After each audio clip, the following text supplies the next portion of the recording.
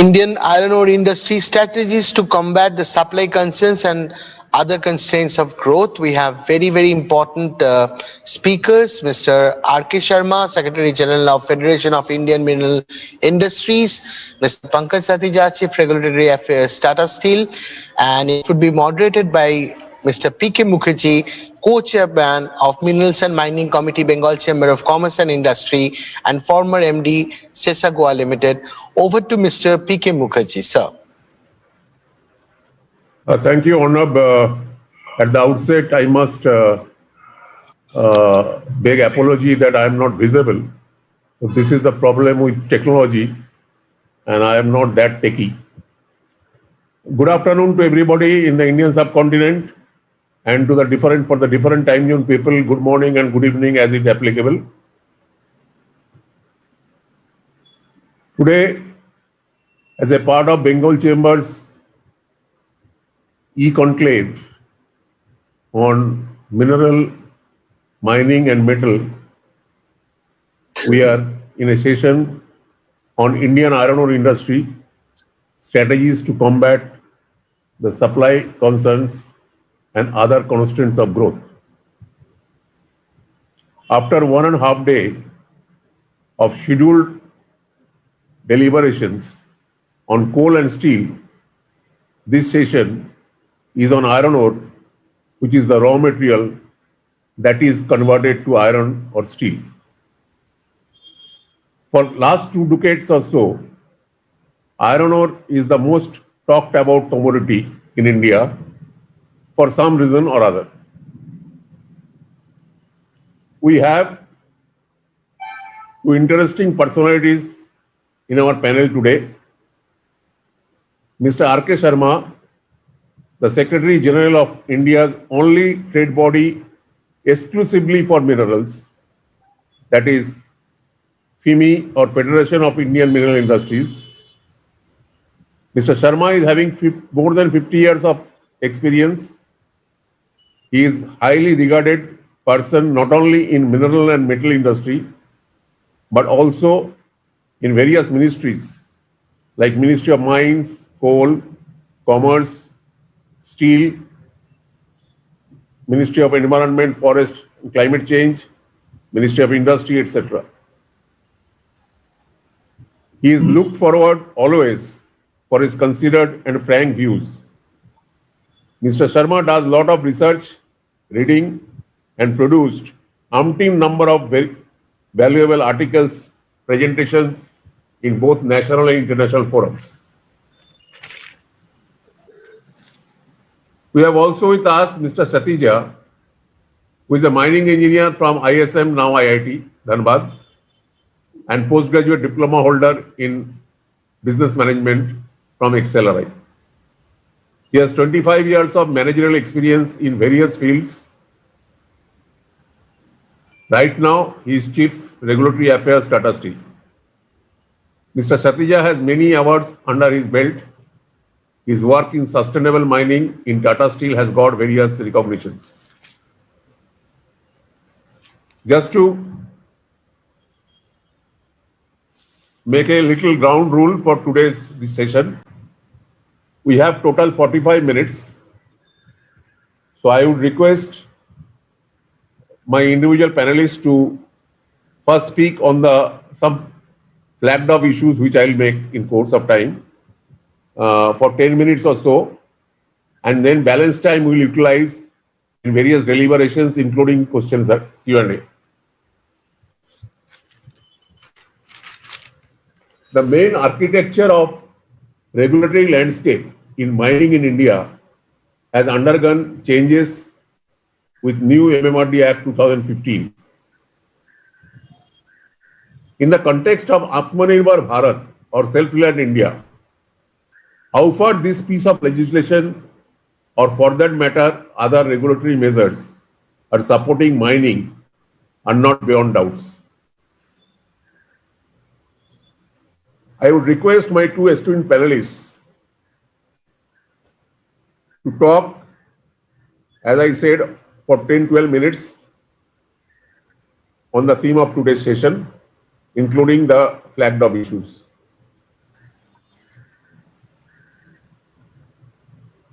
With the permission of Mr. Sharma, I would like to start the session with Mr. Sathija.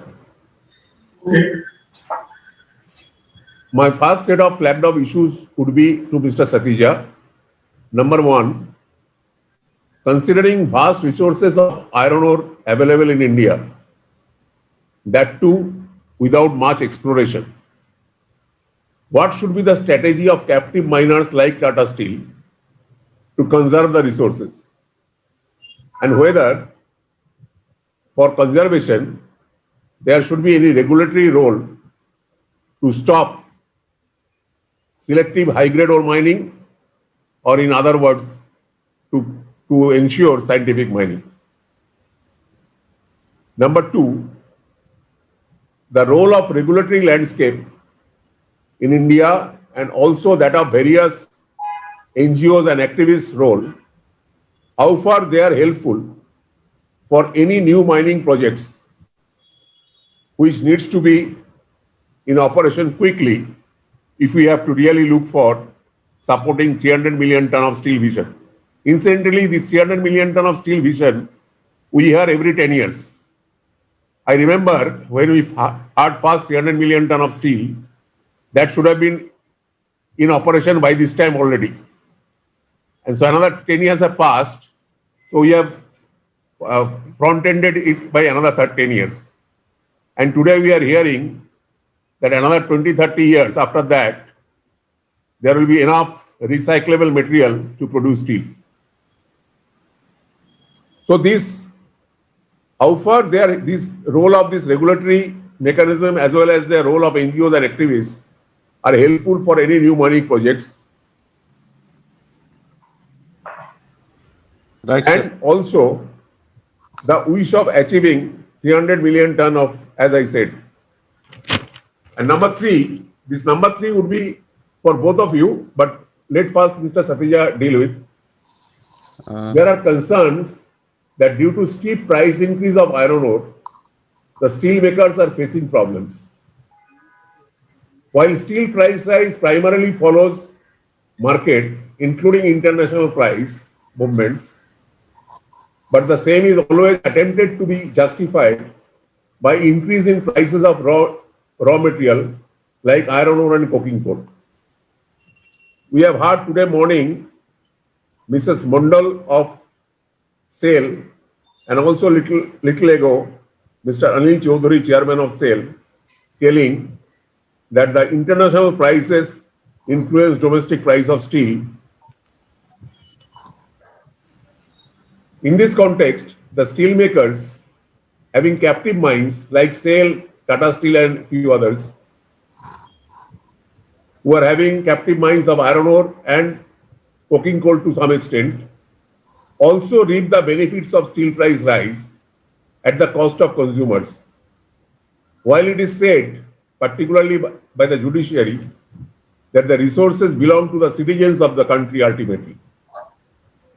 How the same is justified, or in other words, what can be the way out to pass on the benefits of captive mining to ultimate steel consumers in domestic market? Mr. Sathija, I hand over the mic to you. Yeah, thank you, sir. Good afternoon. Good afternoon, everyone. Sir, you have raised three important points. One is the regulatory framework, second is conservation, and third is NGOs. These are the broader points, then there are sub points which I will be covering. Sir, when we talk about the regulatory framework in India, it reminds me one of the story of a person who has two daughters. So after the marriage of the both the daughters, once he visited the first daughter, and when he went there, the first daughter told that please pray for rains because if the rains come, then we'll have a good harvest. And father prayed, and then the next morning there was good rains. After staying 2-3 days, he went to the second daughter. The second daughter was married to a potter, and she told that father, please pray for good sunshine. And that man got confused. What should I pray for? Should I pray for good sunshine or good rain? This story also very similar to Ministry of Mines. So Ministry of Mines also has many daughters, and the daughters are captive mines, non-captive mines, PSU mines, non-PSU mines. The small mines, big mines, mines granted before 2015, mines granted after 2015, mines granted after 2017 where 25% sale is allowed, and between 2015 and 17 where nothing is there. So when you have so many daughters and each has different aspirations, then it becomes very difficult to come out a policy which is good for everyone. And probably that is the dilemma that we are seeing from past 7-8 months, that every time we hear that mining ordinance or mining reforms are coming, and we see that there are allegations, counter allegations, representations, counter views which are delaying the process. So that also means that there are issues of certainty, consistency, and clarity, and that makes the task very difficult. Mining is mining; it is the end use which defines whether it is captive or non-captive. So if a captive miner is doing the mining or merchant miner is doing the mining, in majority of the cases, the process remains same. After it is mined, then you decide whether you are going to use it in your plant or you are going to sell it.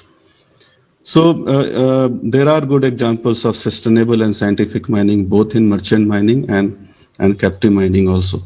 But the larger point here is that the Ministry of Mines should come out with a policy which should be, or regulatory framework which should be applicable and win-win situation for all.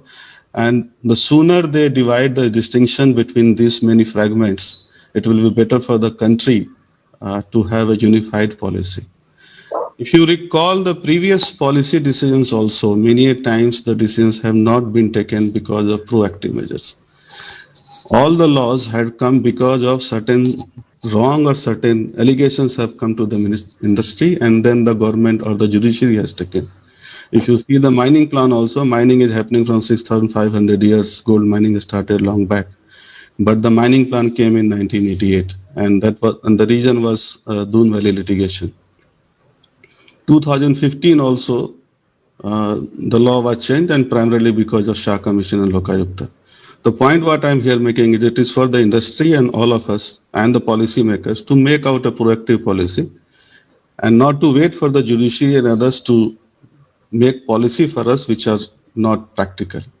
So that's the regulatory framework which we are going through, and we all see that how frequently there are circulars which are sometimes contradicting the same circular what it has been given earlier.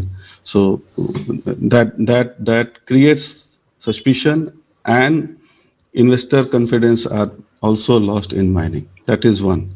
Second, in the regulatory framework which has come in 2015, Sharma Sahib is speaking at length on that topic, on auction. So whether the auction is justified, what was the reason for bringing auction in the system, and is it leading to the process of transparency which the government has thought, or it has totally shifted to revenue maximization? And if it was for the transparency, why the auctions are not happening frequently? Why there is a delay, and why one auction happened in March because the leases were getting expired in 2020, and after 8-9 months there has not been any auction? Why? Because maybe government feels it is not the right sentiments, right time for the auction to bring, and they may not get good revenue. So when all such things are there, and uncertainty is there that what will happen, 10A2B, 10A2C cases, we all know. Then the three main issues, consistency, certainty, and clarity, the miners will have a tough time to go about it. And I would only pray that Ministry of Mines takes cognizance of this and comes out with a property policy. Sir, the second larger point which you made about the conservation. So conservation also, if you see the three national mineral policies, there has been a shift. In the first mineral policy, 1993, the conservation was mostly defined to following the guidelines of IBM, scientific mining, and then the word of complete extraction. In 2008, the fiscal and non-fiscal incentives were added, and domestic use was also emphasized. And there was also mention of iron ore, because 2008-7, these were the periods the iron ore mining was on boom. So there is a mention of specific iron ore that fines should be utilized and value addition should happen. And then the complete extraction also got a new word, zero waste mining. In 2019, the same thing continues, which was there in 2008 and 2019 also, that conservation should not be seen as a restrictive measures, but also should be seen in the light of augmenting the resource and reserves. And then there was a collaborative approach with the people in the mining belt. So the conservation definition as per the Indian government and the national mineral policy also is going through a shift. But it again reminds me one of the story, I mean, which you all have heard or read somewhere back, that there was a big tree, and the tree was so big that is a very good canopy, and a little boy used to come and play beneath the tree. And tree got enamored with the boy, very fond of him, and used to shower fruits and used to give shelter. The child played for a long time. Then when he became young, he didn't come to the tree. And after a long time when he came, the tree asked him, why you are not coming? What do you need? He told, I need money. And tree told that we don't have system. Mr. Vijay, can you become a little louder? Yeah, and the tree told that we don't have a system of currency and money. So he told that whatever fruits I have, you can take it and sell it.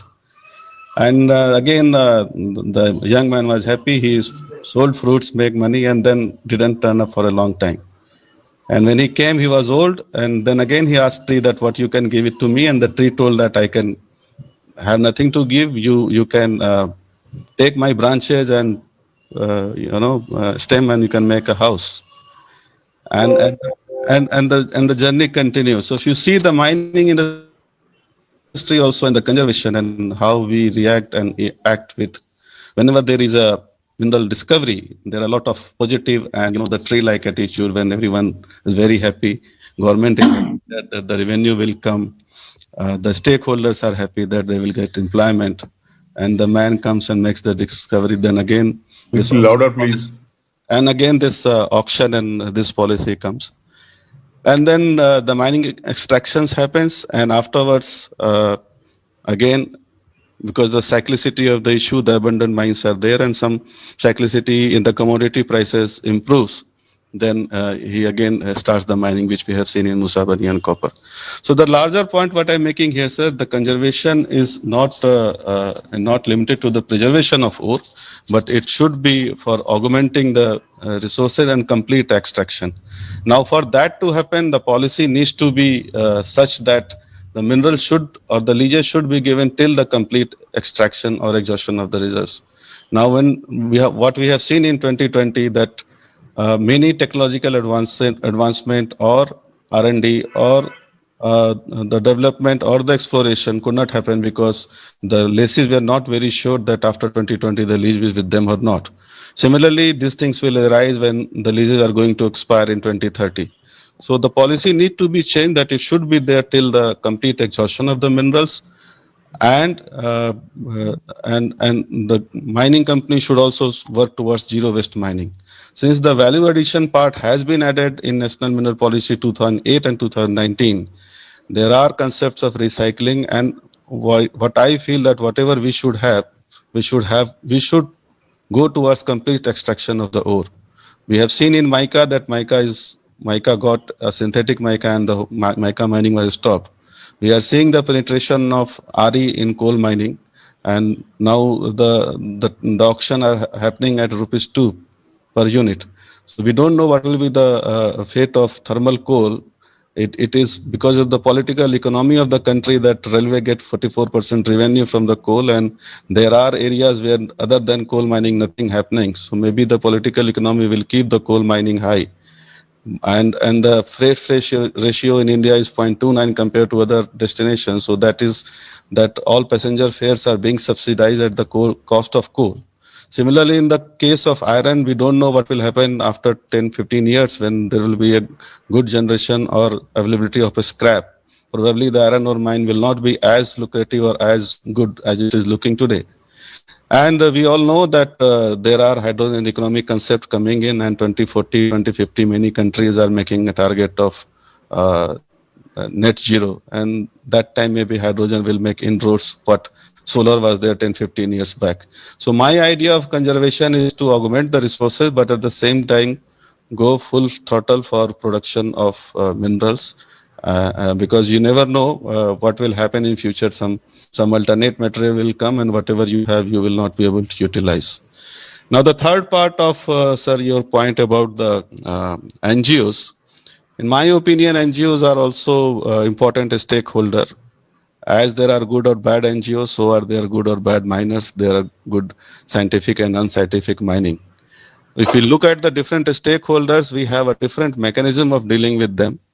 If a government a stakeholder is there, probably has an opportunity of being transferred every 3 years. So even if you have some issue, you will have an opportunity to start afresh.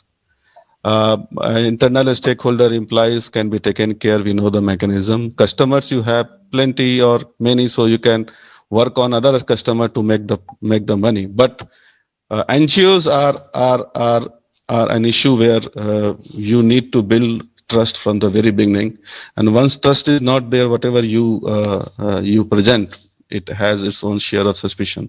So more and more transparency, if it is there, and NGOs can be taken from on board from the beginning, I feel that mining will not be as difficult as it looks today. So I'll rest my talk here, sir, and I'll come back whenever is needed. Thank you, sir. Thank you, Mr. Satija, for your valuable thoughts. Now I would like to invite Mr. Sharma with a couple of flagged issues. Of course, Mr. Sharma, you are free to deal with the points which I have raised to Mr. Satija also. But for you specifically, I want to flag off a couple of issues. Yes, sir.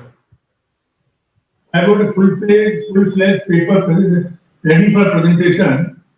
After I make presentation, then raise issues, then probably it will be better. Because we are only indulging in some thoughts which probably may not be that relevant. For example. So will you be able to make your presentation within next 10 minutes? Yes, I will be able to make. Okay.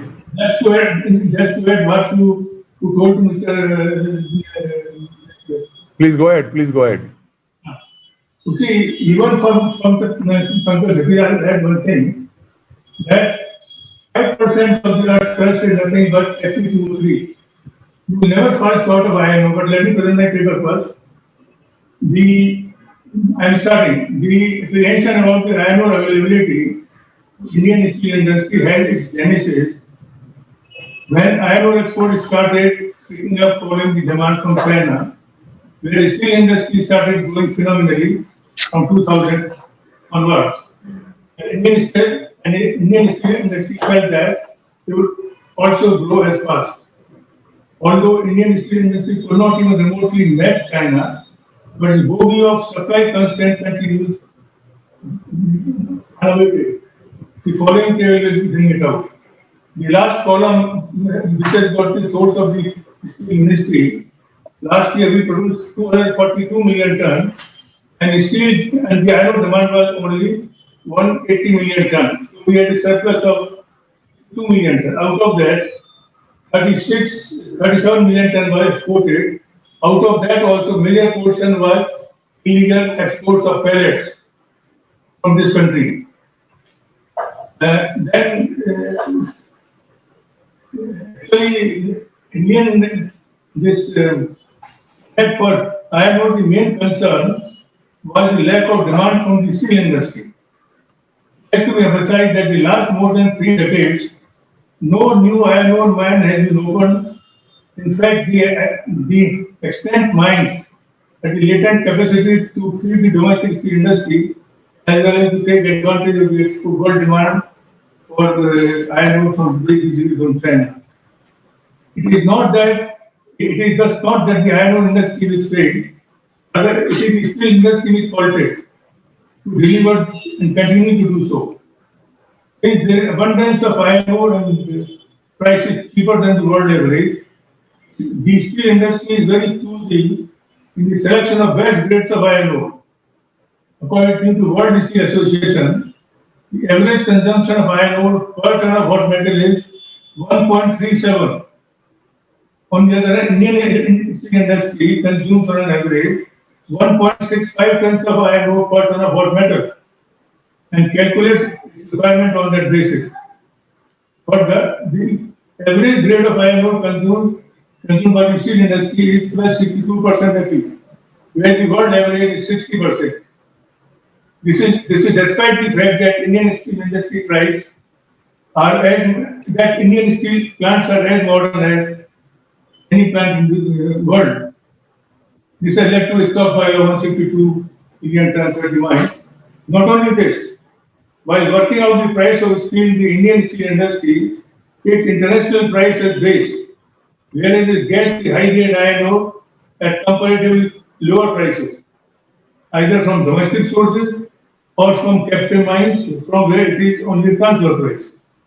At present, almost all the primary steel producers have captive iron ore mines, where steel available to them at transfer price.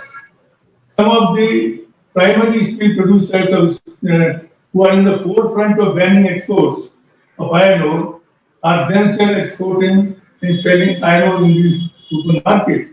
The consumption of high-grade iron ore at lower than the international price, coupled with cheap labor cost, should give more and more, should give better quality of steel at competitive price. The domestic industry hides this vital information and reaps windfall profit. Then the high cost of any firming up of steel demand in the country propels the steel companies to raise price of steel unabatedly. COVID-19, as per newspaper reports, the steel industry has raised the price of steel very frequently. In the 5 months from July to 1st December, the prices have been raised by 14,500 per month, from 35,250 to 49,750. The high cost of domestic steel in India has deprived the domestic consumers from common usage of steel and kept the steel demand bare minimum, leading to low per capita consumption, as you will see from the table there. It is one third of the world average, and it came to the second largest producer of steel in the world. And we have got 130 crore population, we have got only 110 million tons. So steel compared to China, 140 crores, almost a billion tons of steel. We say very proudly, we are second largest producer. We are 1/10 of the largest producer. We subdue demand because the high prices of domestic steel came to the region. For ISCO's 2.5 million tons plant at Bangalore, dedicated by the Prime Minister on 10th May 2015, not coming on stream so far. Even the fate of NMDC 3 million ton steel plant, which started production in 2009-10 at Naganagar, not much different. It is ironically that despite the Indian steel industry being 100 years old and ranking distant second in the world steel consumption, not much effort has been made to upgrade technology for value addition. Consequently, the country is still dependent on import of several high performance and value-added steel products like electrical steel, automotive grade steel, and steel for specialized goods in defense, space, and nuclear applications. Further, more than 90% of our steel being exported is accounted for non-alloy steel, comprising mainly basic products like flat and long products, while more than 70% of imports are also non-alloy steel. There is therefore a need to discourage such exports by steel industry so that the same is available to the domestic industry at a competitive price. The repercussion of all this is that 1 ton of steel consumption leads to the average to the usage of 3 tons of cement and other metals. Low per capita consumption of steel in India results in lesser per capita consumption of cement and other metals. The steel usage is promoted in the country by removing the import duty on steel. The domestic consumers will get cheaper and better grade of steel. This will lead to massive construction activities, housing, infrastructure development, road, bridges, and ports, and boost automotive industry, railways, and civil sectors. Removal of import duty will also push the compressed domestic steel industry to innovate and become more efficient to produce steel at a competitive price. It may be emphasized that iron ore is raw material for steel. Steel is also raw material for downstream engineering and various other products, many of which are exported. High price of steel in India has deprived many downstream products from competitive international market. Import duty is removed. It will lead to competitive production of domestic steel by elimination of windfall profit by the handful of steel producers and thus benefit the downstream industry, domestic consumers at large. This will lead to all-round growth of other materials that go with the growth of steel industry. This is the This is the chart how the competitive price of steel will lead to more uses of steel. When I come to this national steel policy, the government of India has ambitious plans to achieve 300 million tons of crude steel production capacity by 2030. In other words, the country would have to add up to 200 million tons to its present production capacity. This would require creation of additional infrastructure facility to move 800 million tons of cargo.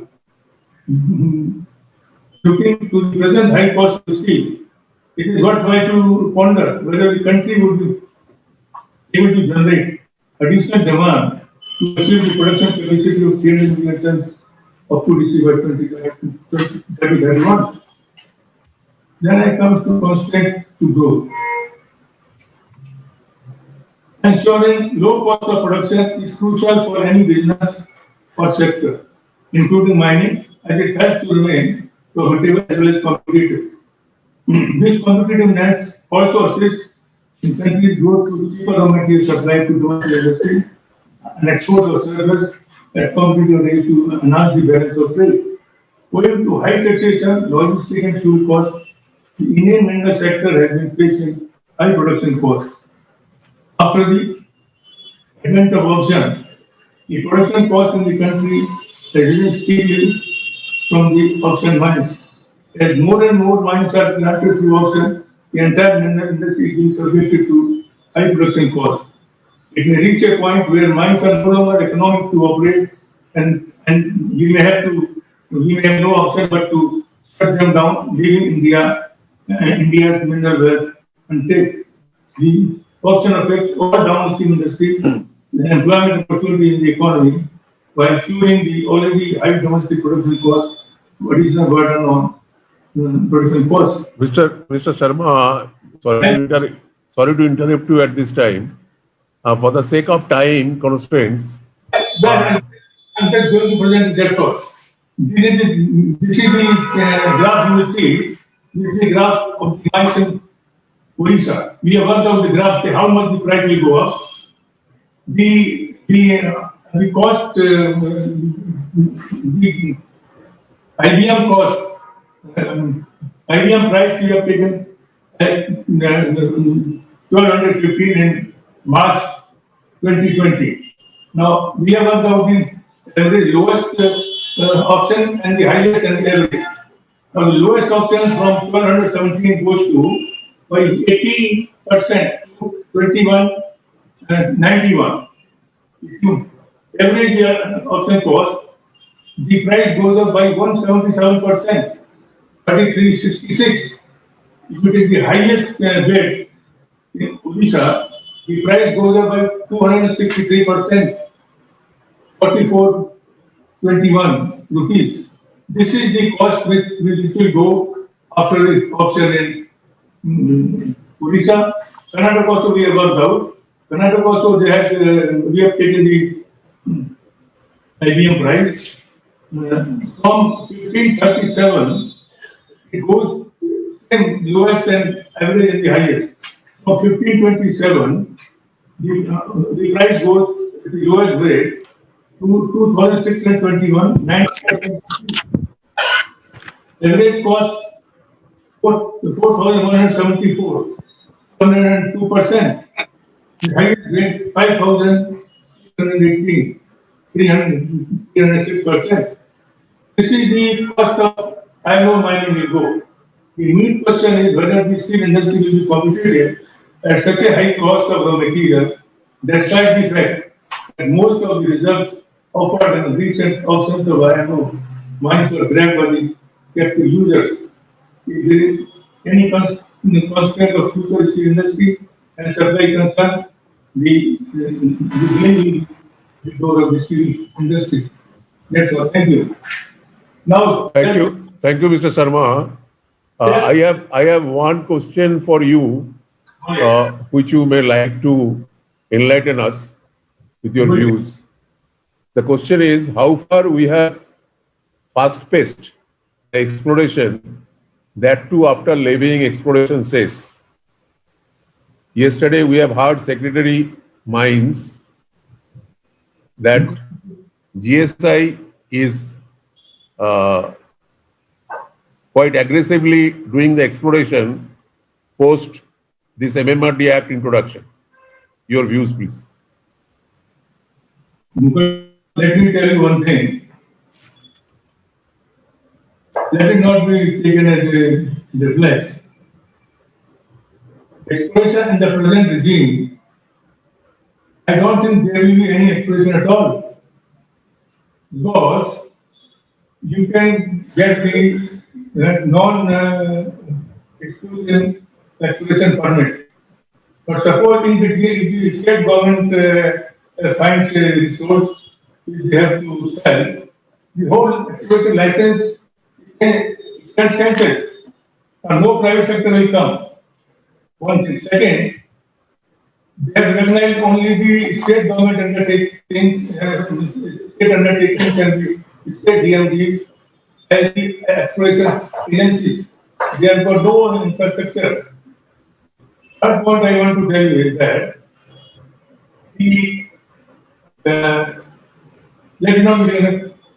NECL conducted 160 detailed exploration. Not a single report has been sold, could be sold. So, Okay.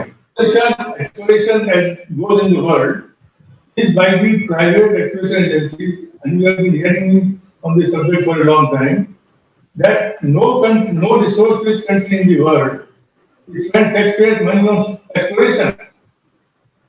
These are the junior exploration companies which come and explore, but they have got the state government provides them the data and the facilities, and they have got the freedom to come from the RP to PL and PL to ML, and they have got the freedom to sell those permits. Nothing of this is done in this country.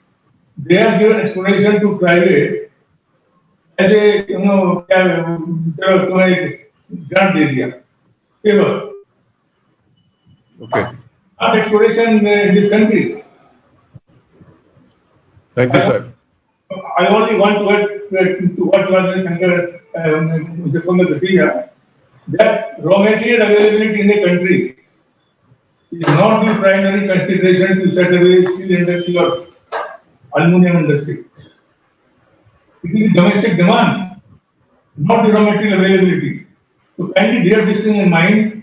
Even if you don't have a raw material in your country, the steel industry has come only in those countries where there was there was no raw material. Japan, South Korea, and US, and Western Europe.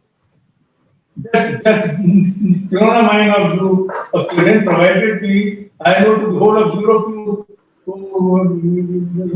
produce steel. I doubt whether Sweden has got a steel plant. I would doubt about that. Yes, sir. We hope the steel vision of 300 million ton comes into on the ground, so that everybody can prosper, including the miners. However, you have rightly pointed out there is a big challenge as to the logistics, particularly the incremental tonnage which has to be moved. That is about, for each ton of material 4 tons, for each ton of steel 4 tons, 3 tons of raw material and 1 ton of steel.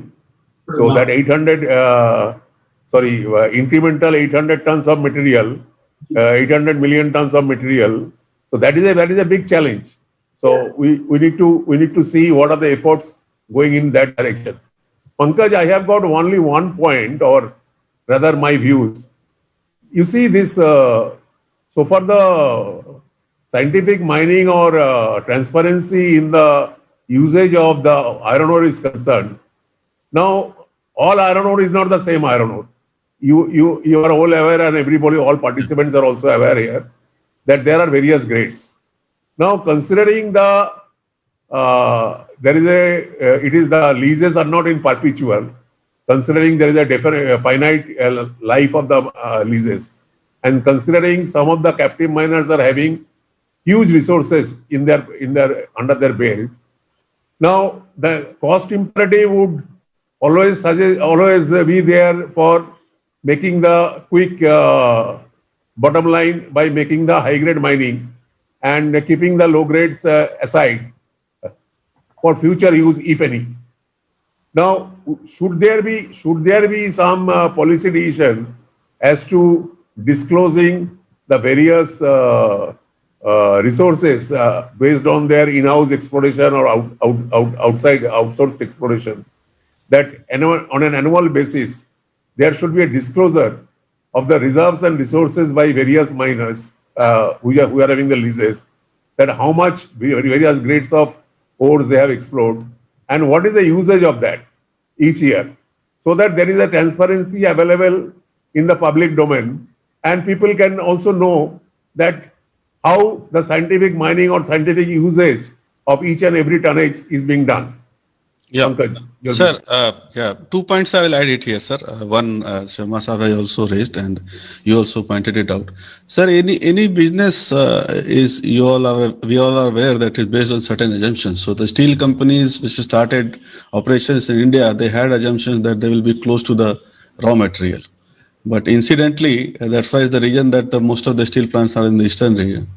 But now, if you see, the market is in the western and the southern region. So you have a trade-off. Either you put logistics cost on raw material, or you put logistics cost on transporting finished steel from your plant to the market, which is in southern part. And so the point here, which is also related to the subject topic here, the iron ore supply. My point here is that India is a federal structure. And out of 250 million ton, more than 50% when it comes from Odisha, there is a risk. I mean, we never thought that 10 years before that Goa mining will be closed or Karnataka will have certain restrictions. Even if you see in today's time when we talk of green steel or circular economy, the green steel concept will be negated when you transport iron ore from eastern part to the western part, traveling 3,000 kilometers. So federal structure has to be respected, and if we have mining operations, iron ore from a different part of the country, that will also help not only in the carbon but also in the logistics and all those pressure on this. Now the point of this high grade mineral mining, sir, I can give you an example of Tata Steel. It's true that we all know that when we start mining in iron ore from the hilltop, usually the lumps were being used and lumps are found. So 50 years back, the fines were not being used. All the steel companies were using lumps. Later on, everyone learned and they started using sintering. And now most of the steel companies have gone for pelletization. Like Tata Steel also had a jig plant and hydrocyclone plant in 2004. So it's on the economics, and as we encounter the ore, then we make a plan that how to take care of that. And that's the journey is continuing. We are also putting up low-grade beneficient plant in Noamundi. And I'm sure that other steel companies will also be trying on it based on the economics.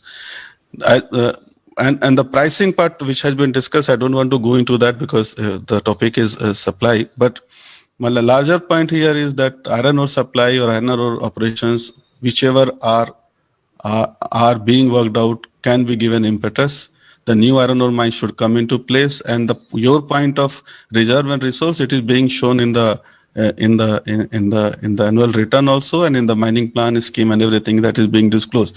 The point here is the implementation. 2020, everyone thought that miners will go, whosoever, captive or merchant, that they will start excavating more and more ore and leaving the overburden. So IBM was instructed that they should work on the strip ratio. They should check the strip ratio so that they can verify that mining is being done scientifically.